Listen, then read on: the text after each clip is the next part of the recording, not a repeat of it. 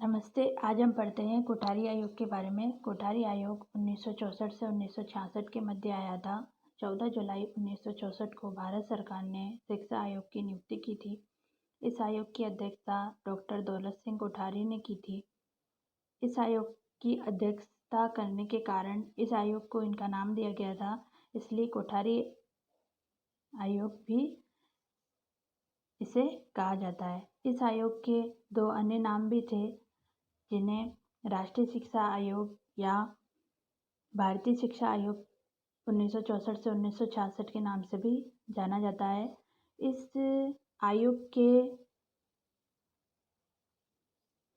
तहत दौलत सिंह कोठारी जी विश्वविद्यालय अनुदान आयोग यूजीसी के अध्यक्ष भी रहे थे। इस आयोग के अंतर्गत उच्च स्तरीय शिक्षा प्रणाली किस प्रकार से विकसित करनी चाहिए, इस पर मुख्य ध्यान केंद्रित किया गया था। जब यह आयोग आया था तो इस आयोग के नियुक्ति किए जाने के पीछे कुछ उद्देश्य निर्धारित किए गए थे कि इस आयोग के आने पर कुछ उद्देश्यों की पूर्ति की जा सकेगी, जिसके तहत शिक्षा के स्तर में बढ़ोतरी होगी।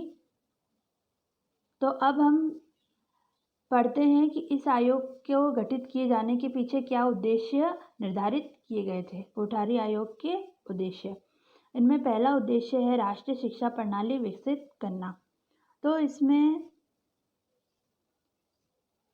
राष्ट्रीय स्तर पर शिक्षा प्रणाली विकसित किए जाने पर ध्यान दिया गया कि एक ऐसी शिक्षा प्रणाली होनी चाहिए जो कि राष्ट्रीय स्तर पर संपूर्ण भारतीयों के लिए समान हो, जिसमें विद्यार्थी पहले प्राथमिक स्तर की शिक्षा प्राप्त करे, फिर छठी से 8वीं तक की शिक्षा प्राप्त करे, फिर 9वीं से 10वीं तक की शिक्षा प्राप्त करे, फिर 11वीं 12वीं की शिक्षा प्राप्त करे, फिर उच्च शिक्षा प्राप्त करे जिसे स्नातक कहते हैं, और व्यावसायिक शिक्षा प्राप्त करे।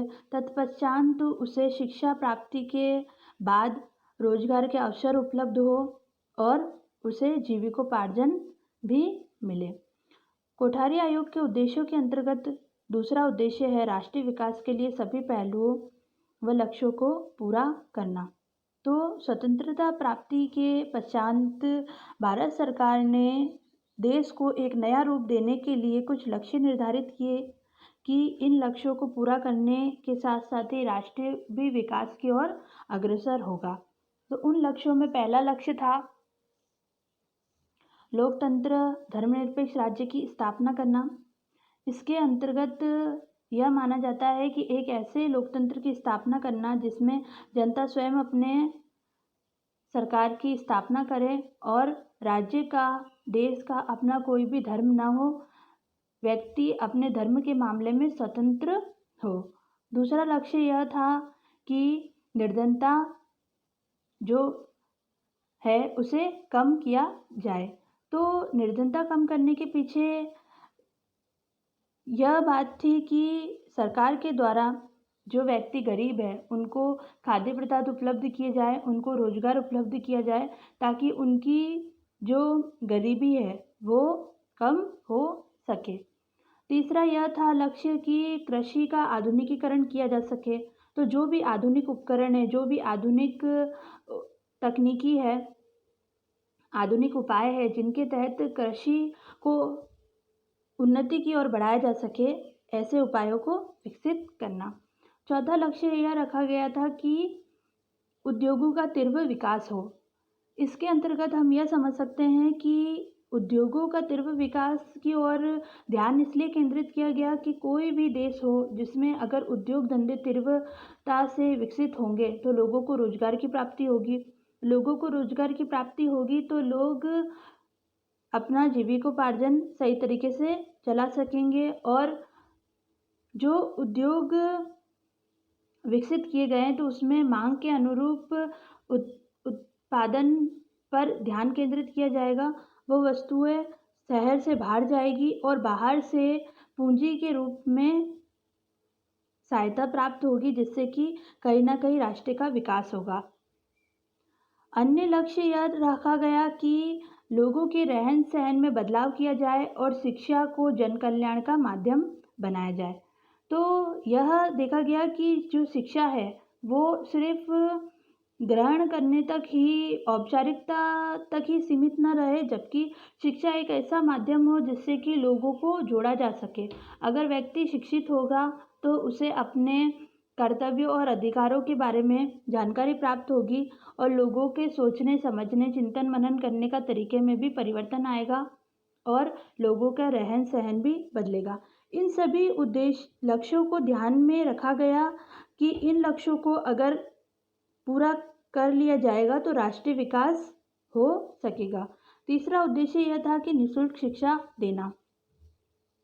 कोठारी आयोग से पहले अन्य आयोग भी आए थे, उनमें भी लोगों को शिक्षा दी जा रही थी, लेकिन शिक्षा से सभी लोग जुड़ नहीं पा रहे थे। इसलिए कोठारी आयोग ने यह उद्देश्य निर्धारित किया गया कि जो व्यक्ति पूंजी के अभाव में या पिछड़े क्षेत्रों के वजह से जो शिक्षा से वंचित रह रहे हैं, ऐसे लोगों को शिक्षा से जोड़ने के लिए निःशुल्क शिक्षा दिए जाना का प्रावधान लाया गया, जिसमें 6 से 14 वर्ष तक के बच्चों को निःशुल्क शिक्षा दी जाए ताकि वह शिक्षा से पिछड़े नहीं बल्कि शिक्षा से जुड़े रहे और यथासंभव शिक्षण सामग्री भी उन्हें प्रदान की जाए।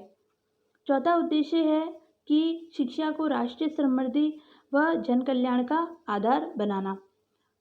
तो आप समझ सकते हैं कि किसी भी राष्ट्र की समृद्धि के लिए और जन कल्याण के आधार के लिए शिक्षा महत्वपूर्ण होती है, क्योंकि हमारे देश में अगर जन कल्याण को जोड़ना है, जन कल्याण कार्य करना है, तो उसमें शिक्षा महत्वपूर्ण भूमिका निभाती है, क्योंकि देश में विविध धर्म के, जाति के, भाषा के लोग रहते हैं। विविधता होते हुए भी देश में एकता है, लेकिन जो भी सामाजिक जुड़ाव होते हैं, जो राष्ट्रीय कार्य होते हैं, उनको एक शिक्षा ग्रहण करने के बाद में शिक्षित व्यक्ति ही भलीभांति समझ सकता है। इसलिए शिक्षा को राष्ट्रीय समृद्धि और जन कल्याण का आधार बनाने पर ध्यान दिया गया।